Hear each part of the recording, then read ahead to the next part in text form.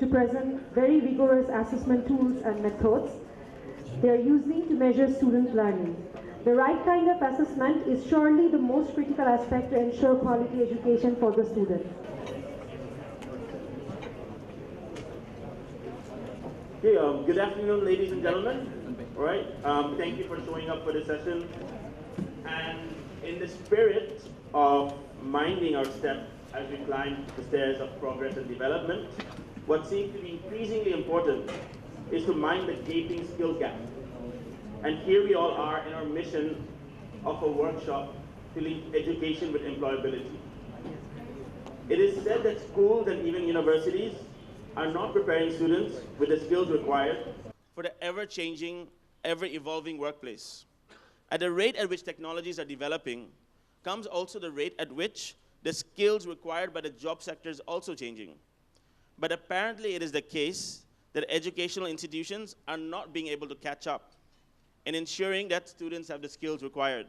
65% of today's students will be employed in jobs that don't even exist yet, says a US Department of Labor report. On the flip side, 60% of Australian students are training for jobs that will not even exist. And we will see similar statistics across the world, right, in Bangladesh, and which will claim that on one hand, we are preparing for our students for jobs that don't even exist, and not preparing for them for jobs that will exist. It is alarming, since essentially students are being prepared for futures that don't exist. And no one is really telling them about it. Of course, one can argue whether education should just be about jobs. But given the current context, no one is telling these students that the skills that they're working on their hearts out on day after day in universities and vocational institutions will be defunct, or the skills that these students will need are not being worked on. And this skills gap is not just about technical skills, right? But a gap in soft skills to address as well. So I'm Shakil Ahmed, Associate Director of Alumni Impact at Teach for Bangladesh. And in our work at Teach for Bangladesh, in working with university graduates and young professionals in Bangladesh, in order to tap into their leadership potential in addressing educational equity across diverse sectors, we realize that there's a gap in some of the soft skills that are required for young people to be effective as leaders.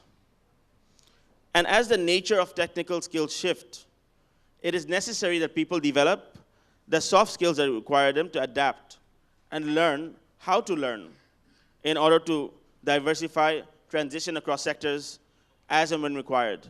Even the World Economic Forum, in their Future of Jobs report, states that the top 10 skills that will be required in 2010 will be, and these are ranked accordingly, number 1, complex problem solving, number 2, critical thinking, number 3, creativity, people management, coordinating with others, emotional intelligence, judgment and decision making, service orientation, negotiation, and cognitive flexibility.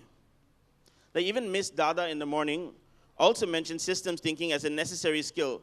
And this whole discourse around 21st century skills is essentially this.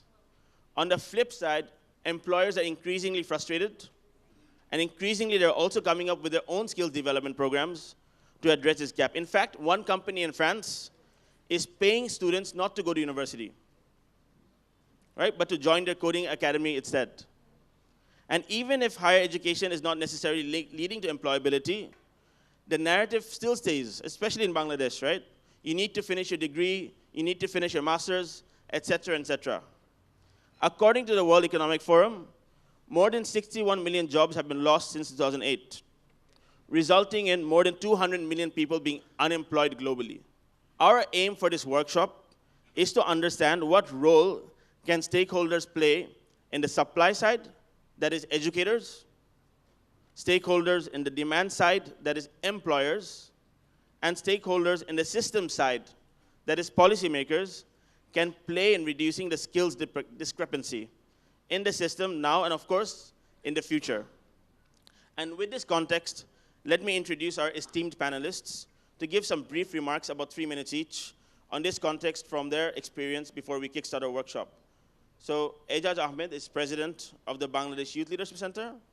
James Centenera over here is founder of the Ultimate Learning Accelerator from the Philippines. And Anjana Mangalagiri is currently senior fellow of the Institute of Social Sciences in New Delhi. So I'll just give it to Ejaj. All right, so we'll just start with Anjana. Yeah.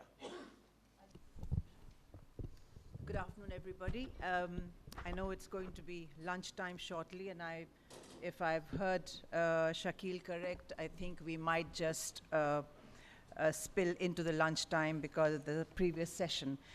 Okay, I'm going to, sorry, raise it? Yeah, better? Okay. I'd like to say that the exponential rate of technological development and innovation globally has been hugely exciting, and we all know that about that, about the fourth industrial revolution, as it is known, which is challenging all the conventional norms of employment, work cultures, expectations, transforming entire systems of production, management, and governance, even governance.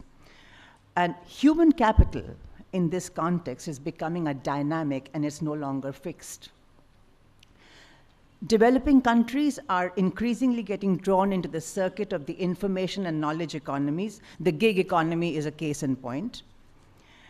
The ramifications, I argue, for developing countries, however, will be serious and call for deep and decisive measures at multiple levels. In addressing systems level changes, and to set the context, I would like to highlight 4 areas for consideration that call for policy attention, because that's the area that I've been asked to focus on the policy issues. The first, developing countries have long been struggling to narrow the gap in human capital development. It is largest in South Asia, below 50%. Bangladesh, for instance, ranks 111 out of 130 countries. These nations are currently leveraging only half of their human potential. Second, on the outreach of the education system, there is already a silent social divide between those successfully reaching the top of the educational pyramid and those left at the bottom. And we heard this morning about almost 300 million children who are out of school. Just about 46% of children complete secondary education. And of course, children are not learning, we've heard adequately on that. Third, on outcomes of the education system, raises 3 fundamental questions related to access and quality. That is, how robust are education systems on the ground from preschool to tertiary levels? 2, are they performing optimally? 3, are children learning? And finally, the 4th policy parameter on what children are learning and how. There is a disconnect between the current curriculum that forces narrow career choices on children and those that are needed to negotiate holistically and skillfully through all the dimensions of sustainable development, economic, and I underline all the dimensions of sustainable development, economic and employability, social, including conflict situations that are increasing ever more today, and environmental. Is the transmission of knowledge, I ask, in the education system, equipping children with these 21st century skills? How is learning being transmitted? How prepared are teachers to leapfrog? There is today, therefore, a need for an urgent transformation of the education systems built on the platform of inclusiveness and equity and guided by the framework of the Sustainable Development Goal 4 on education under the 2030 Agenda, and partnerships will be key here. And I end with a quote from the World Economic Forum's Human Capital Report 2017, that it is neither through cheap labor nor through attracting a narrow set of best and brightest that countries can optimize their long-term and sustainable human capital potential, but through building of deep, diverse and resilient talent pools and skills ecosystems that allow for inclusive participation in good quality skilled jobs by the largest possible number of people. I hope this can be a starting point of our group work. Thank you. Thank you, Anjana. James, if you want to take it up. Thanks, Shakil. Firstly, I'd like to say it's just a pleasure being here amongst such amazing thought leaders in this space, so dedicated from BRAC, but also from other organizations from around the world. My name's James Centenera, and I am currently the CEO of TULA, a chain of after-school learning centers in the Philippines and Pakistan that's trying to provide children with those 21st century skills that they need, more than just academics. And before that, I was running a chain of affordable private schools in the Philippines called Apex Schools, also focused on education but for employability. Education is really important, and there are many different goals for gaining an education, but one of the most important things is so that you can gain access to the workforce and get a job in the future. And we need to design this in. We need to work backwards from what employers are looking for, what is important for a professional career, not just today, but for the next few decades when these children will be in the workforce and until the end of their careers. And we need to think differently. Because right now, if you ask most employers, they aren't looking for subject grades. They aren't looking for what you mastered in your science class, in social studies, in English, in Bangla, in language, in mathematics, in traditional subjects. They are asking for different things. We live in the information age now, and knowledge is becoming more prevalent everywhere. And so they're looking for different things. Things like problem-solving skills, critical thinking, idea generation, creative thought, decision-making. They're looking for social skills, being able to work with others and collaborate effectively, being able to engage in debate in constructive ways, being able to lead and influence others, no matter what position you have. They're also asking for a lot of character traits and attitudes, things like grit, things like hard work, courage, proactiveness. I doubt there's anyone in the room who, as an employer, would look for someone who isn't hardworking, who is very, very, very shy and does not speak up. And these are the things that employers are looking for across the developed world and the developing world. So we're at a point where we have to think differently, and we need to redesign the curriculum and think beyond just the traditional subjects that were designed 100 years ago. We need to move beyond just knowledge. We need to move beyond just information. And also, most importantly, I was listening to the panelists before about assessments. We need to think beyond these current state of assessments, because whatever we measure is whatever teachers teach. And so if we are still focused just on math and reading and subject knowledge, then that's what they will teach. If there is no measurement for social skills, for thinking skills, then it will not be taught as effectively. It may happen, and it is happening still, but it will be a second order of priority, and we need to change that. We don't know how yet, and that's one of the biggest challenges. We're not taking on this challenge of working on how do you measure something as complex as critical thinking? How do you break that down? Same thing goes for character traits and other skills. But we have to find out. It's critical to find out. So I'm looking forward to being a part of the workshops later and extracting these ideas to develop solutions in this space. Thank you. All right. Thank you, James. Ejaj bhai, if you want to. Good afternoon. Assalamu alaikum. How are you? আপনাদের সবার দিকে তাকিয়ে আমার মনে খুব কষ্ট হচ্ছে কারণ সকাল থেকে আপনারা সবাই শুনছেন শুনতে I think we also should give you an opportunity to share your ideas, and what Shakil will say in a few minutes is we want to listen from you. আপনারা skills নিয়ে কি মনে করেন? My name is Ejaj Ahmed, and very briefly what I want to say is, look, from the morning we've been hearing about there is a skills deficit. We all know it. We've heard from the UK perspective, from the Asian perspective. In Bangladesh, according to 2017 World Bank report, 2 million young people are entering the job market. Matro 500,000 young people have skills. But my work at the Bangladesh Youth Leadership Center over the past 9 years have taught me that yes, skills are important for jobs, but what is more important is to create good human beings who can contribute to society. Amar deshe সব skill ছেলেমেয়ে আছে, এখন সে গিয়ে মারামারি করছে, মানুষ হত্যা করছে, তে আমি স্কিল লোক দিয়ে কী করবো? So therefore, what we need in our country is to prepare our young people, first with compassion, so that they have good heart, they can serve others, they just don't think about themselves. And compassion, we believe, can be learned, it can be taught. Therefore, schools have a responsibility, parents have a responsibility. Second, you need competence. And we have heard since morning, different people are talking about different competences. Some people are talking about systems thinking, we're talking about the World Economic Forum. But at the end of the day, I think what everyone is trying to say is, in the 21st century, the key skill is not having access to information or knowing information. The key skill is how to analyze information, synthesize information, and make decision using that information. So that's the analytical ability or the critical thinking or the adaptability. That is the core skill that the education system in Bangladesh is not teaching. And I know this because 3 years ago, the government of Bangladesh appointed me to draft the national youth policy. I went around the whole of Bangladesh. We surveyed 700 young people, and they said clearly that they are dissatisfied with the education they're receiving.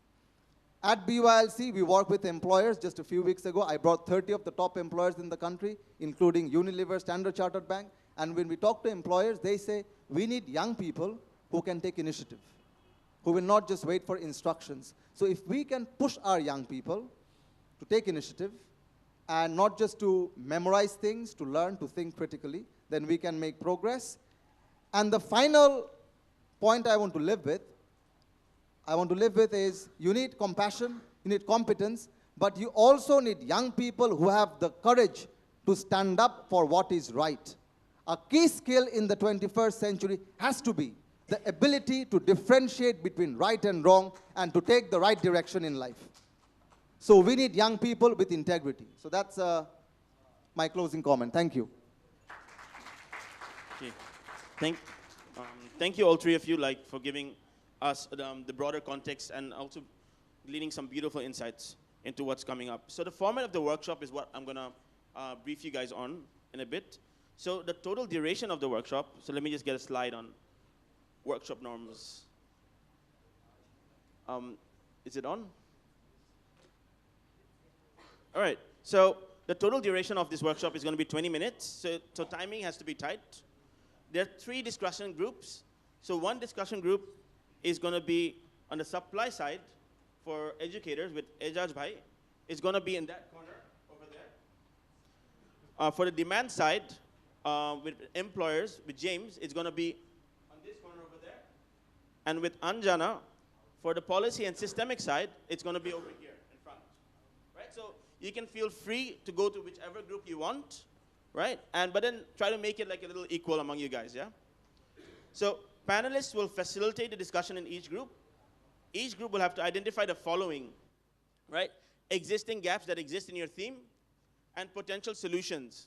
When you think about solutions, think about the best practices in your own countries over here, but also think about emerging solutions, right? Or solutions that even haven't been tested yet.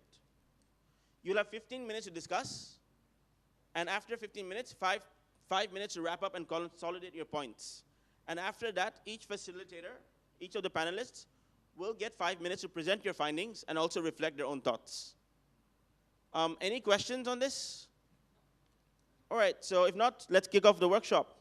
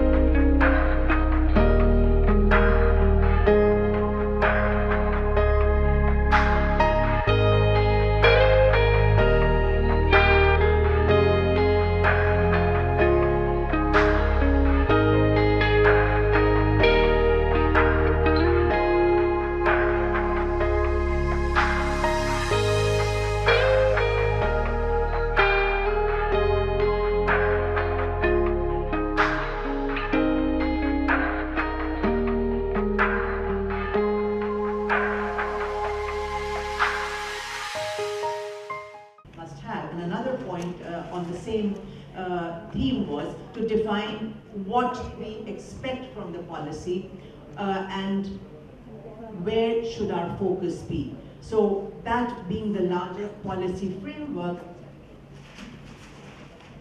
to come back to now some of the finer points, that should the policy really be focusing on increasing productivity in the market economy, or should it also not focus on agriculture?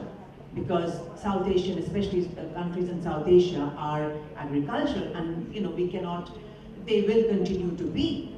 And what kind of skills must then get incorporated for representing that aspect of productivity as well? And how does it link to curriculum? And of course, preparing for jobs from a futuristic perspective. And that's extremely important, because we're really talking about our inevitable links with the global economy. We are inevitably being drawn into the global economy, and we do not want to have the upper crust of the educated who are, and then what Manju Bhai in our group was saying, that increase the gap between those who are in the formal, educated, formal sector and those who are in the large informal economy. So where is policy and skills, and what kind of skills must then be developed? That's another policy dimension for addressing the adolescents and youth in the informal economy. Then, the applicability of skills. The policy dimension must really be looking into to what extent are skills applicable both for the employability, but equally important for building skills, for sustaining, human elements of other than the market economy. And people were talking about the soft skills. And soft skills are not just, I do not see soft skills just in terms of catering to a market economy, but soft skills are much wider, broader. They're about problem solving, they're about critical thinking, and that really helps in also coping with the emerging conflict situations, the emerging conflicts within social conflicts, environmental conflicts, etc. So there is then the policy to be able to look at the applicability of the skills, and not just skills for the sake of skills, and to be developing them from the school curriculum.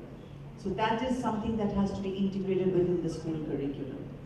And finally, one final point is on the need for disseminating via communication channels, social media, etc., the kind of skills, the kind of good skills, and people were talking about compassion as a skill that we already have in our cultures and that is dying. It's going away, and it's being overtaken by everything that is techno and technical and without a human face. And so how do we retain this good skills that we already have? So when in our whole quest in the policy for developing a policy that is towards skills that do not exist in the curriculum at the moment and which will prepare us for a future, for our future lives, sustainable future lives, let us not forget the good skills that we already have, and I hope I captured that point, that must have equal dissemination. Anything else that I missed from the group or a perspective? Yeah, okay, thank you. Thank you so much for that. And just to wrap up, thank you everyone for being part of this experiment of a workshop and exercising the top 3 skills necessary for 2020. You exercise the beginning of complex problem solving, a bit of critical thinking, and of course when you're coming up with solutions, creative thinking. For me and the panelists, it's also been an exercise in the 4th and 5th skill, people management and coordinating with others. So some of the common themes that clearly came up is, of course, like not just thinking about skills in terms of employability, but employability and skills, also thinking about how to link to our humanity as well, right? And of course, being inclusive in approach, being bottom up, and a key area of partnerships, right? How can employers, how can educators, and how can policymakers actually partner with each other, right, to make sure we can actually go towards the preferred future of humanity that we want. Also look out for the debate that's coming up tomorrow on government should prioritize skills over higher education. So you can probably see a link with this panel over the debate tomorrow. And also we hope that, again, educators, employers, and policymakers can work together so that in 2030, when we have this Frugal Innovation Forum, we won't need a workshop on minding the skills gap, but maybe a panel discussion on how we actually mind the skills gap. Thank you, good luck, and you must be hungry. Have a great lunch.